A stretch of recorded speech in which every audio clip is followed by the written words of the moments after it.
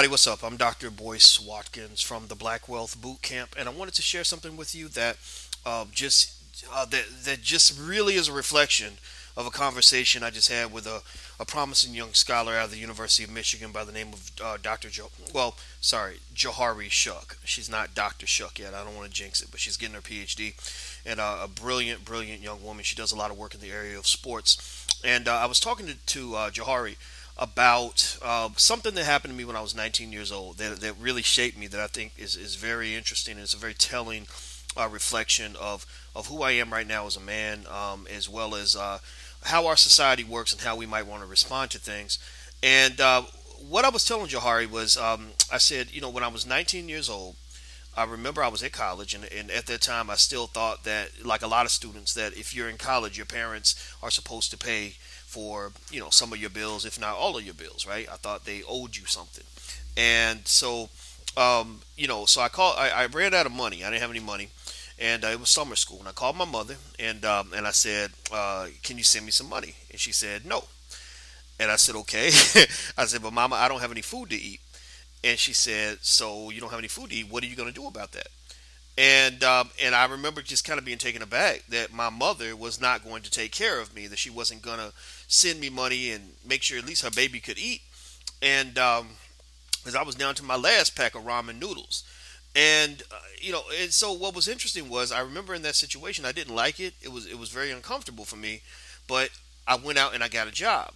And here are some things that happened that I learned that led me to learn from this experience in terms of how we deal with oppression and how oppression is linked to various forms of dependency. Right? It's very difficult for somebody to oppress you if you don't already depend on that person to get something that you need. Right? So a lot of us are in that struggle with white folks where we'll go to the white man and we'll say, "Hey, can you do this for us?" And they say no, and then we get mad, right? Now here's what happened with my mother. This is interesting. So I guess my mama in this story is the white man, right? She the man. But anyway, so here's what happened. Okay, so I got a job. I was making about $200 a week because I worked pretty hard, and so I had plenty of money in my pocket. So by going out and getting a job as opposed to waiting for a welfare check from my mother, number one, I had more money than I would have had by waiting for that welfare check. Number two, I have freedom and empowerment. I didn't see myself as a product of an environment structured by somebody else. I saw the environment as a product of my choices and my behavior. It's very different. The ability to control your environment is directly linked to fighting against things like depression. Even in lab rats get more depressed when they can't control their environment. But when they're free, when they feel that they have some say in what happens to them, they're less likely to be depressed. You spend more time solving a problem than you spend crying, complaining, whining, or praying about a problem. Right. Third thing I observed was I became less frustrated with my mother. I wasn't mad at her anymore. I wasn't mad at her because she didn't give me something that I thought I deserved. I didn't feel like the world owed me something anymore. I said, you know what? I'm a man. I'm 19 years old. Damn it, that means I'm a man. I can go out in this world and I can get my money. I'm gonna be an asset to my mother as opposed to a liability. And so a lot of things came out of that were really beneficial. I remember just being free to do. I was like, well, I can do what I want to because nobody's paying my bills. When somebody's paying your bills, they can always tell you what to do because they can tell you that if you don't do what I say, I will not feed your children anymore. Because feeding your children is supposed to be your job, but since you made it my job, then guess what? With that responsibility is going to come some power, and I'm going to exert my power by telling you to sit your black butt right now. So what I want to say to you is this: I want to say that when we talk about dealing with oppression in America, dealing with racism in America, here's what I found. And I don't know how controversial this observation is going to be or not, but I'm going to just be honest with you and tell you that the less dependent I was upon white folks to take care of me or white organizations and institutions, the less angry I was about their behavior. The less concerned I was about what they were doing. Time I spent sitting around with my friends saying, "Man, let me tell you what they did to me today, man, at work. Let me tell you, man, they won't never let us have nothing." And now I'm not dogging out those who see racism and know that it's real. We know racism's real. We know that white America certainly has its flaws. They certainly have things that they should be accountable for, things they may not answer to, things that we should always bring up. Right? Never forget slavery, never forget Jim Crow, never forget mass incarceration. You've seen me go off about those topics, and I will always go off. And in fact, my freedom to go off is partly driven by the fact that I don't have to go to those same people and ask them to feed my kids. That makes a huge difference. Believe me, if I was a corporate Negro, if I was up on CBS or ABC, with some kind of job, my words would have to evolve because I would be an invited guest in someone else's home. You understand? So one of the things that's interesting about us as Black people is that we tend to see these institutions around us as the environment that just kind of always existed. It's like a little kid that says, "I want some candy." Well, where's the store? You don't think about where the store came from. You don't think about the fact that somebody actually, decided to build that store. You just think, well, there's the store. I need education. There's the school. I need groceries. Oh, there's the grocery store. I'm hungry. There's the restaurant. Right? You just see these institutions and you just see them exist. And what's unfortunate, the big myth that we've been fed as Black people is that somehow we believe we can be invited guests into somebody else's home and be treated as if we are a relative. We believe that we can go into these institutions created by whites, run by whites, controlled by whites, and really be treated fairly. And what happens is we end up like hamsters on a wheel trying to solve the unsolvable equation that says that if we do certain things, if we behave a certain way, if we work hard enough, if we follow the norms well enough, that we'll achieve some type of equality.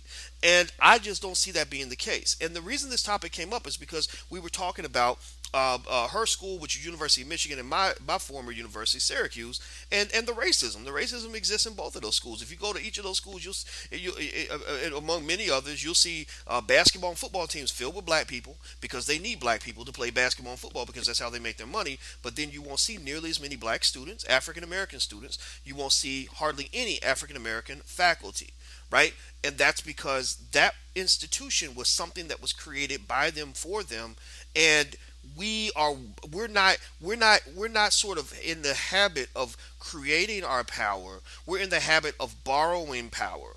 And you can't get through life borrowing power from somebody else and then act as if that power is your own. So going back to the analogy with my mother and depending on her financially, what I found was that when I was pushed out, when I pushed myself out of the situation and forced myself to go and find a way to get my own money, I had more money than I had before, more empowerment, more freedom because nobody could tell me what to do, and I also had a better relationship with my mother. I had less bitterness and anger toward my mother because my mother no longer had the ability to oppress or frustrate me in that particular way. She couldn't use her money as leverage to control me. Not that my mother's a manipulative person; she's a wonderful lady. I love her. But if she'd wanted to do that, she couldn't do the whole parent thing where they say, "I'm going to take away your iPhone if you don't do what I say." Right? And same thing happened years later when I got away from the corporate plantation. When I learned how to make my own money, number one, I made far more money than I ever made working for other people. Number two, I had far more freedom and leverage. You've heard some of the stuff I've said on my channel, and I don't take back a single word because I don't have to. Three, I'm just not. I just can't get as angry at what white America does. I get angry at what white America does to us as a community, but uh, in my day-to-day life, I don't really deal with that many white people, to be honest with you. Not that white people are bad. I'm sure they're fine. They can be nice and whatever. Some of them are pretty cool or whatever. But I just don't see them. I talk to Black people all day. I'll do business with Black people. I'm in my community. I teach Black people. I'm talking right now probably to a whole bunch of Black people. And if you're not Black, you're probably down with Black people. And if you're not down with Black people, then you probably shouldn't be here. So, long story short, I just wanted to share that with you guys because I think that that's what we have to understand is that independence, especially economic independence, is a very important anti-racism strategy. It is a huge neutralizer of racism. It's not the only neutralizer. It's not the end-all, be-all. We know how incarceration works and all that stuff. So I'm not going to stop talking about racism. But if you want to talk about dealing with your life, your situation right now, Learn little things like how to have your own business. Learn little things like how to find your own multiple streams of income, so that even if you are going to work every day at a corporation, you have other options, so you're not as fearful of what's going to happen if they take that away from you. Be strong, be focused, be independent. Develop institutions. That's the other thing that's really important in our generation. We must develop institutions that are ours. You understand? See, every time you see a big corporation, or you see a big statue or a big monument or whatever that was created by somebody 300 years ago, that's their ancestors screaming from the grave, saying, damn it, we were here and we built this shit and it belongs to us and we will defend it and it's ours and we're proud of it, right? What will we have in 200 years? Well, we can scream from the rooftops in the year 2305 and say to our not our predecessors, but our successors, the people that come after us. That's what I'm trying to say. What can we do now? What can we plant now so that we can scream in the year 2305 and say, we were here, we built this. This thing is worth $100 billion now, but we started this back in 2015. That's the question we must ask ourselves. You do not spend your life borrowing somebody else's power. You spend your life developing your own power, planting your seeds. Very, very important. That's all I wanted to share with you. I got to get back to work. You have a wonderful day. I'm Dr. Boyce Watkins from the Black Wealth Boot Camp. Please take care. God bless. I'm gone. Peace.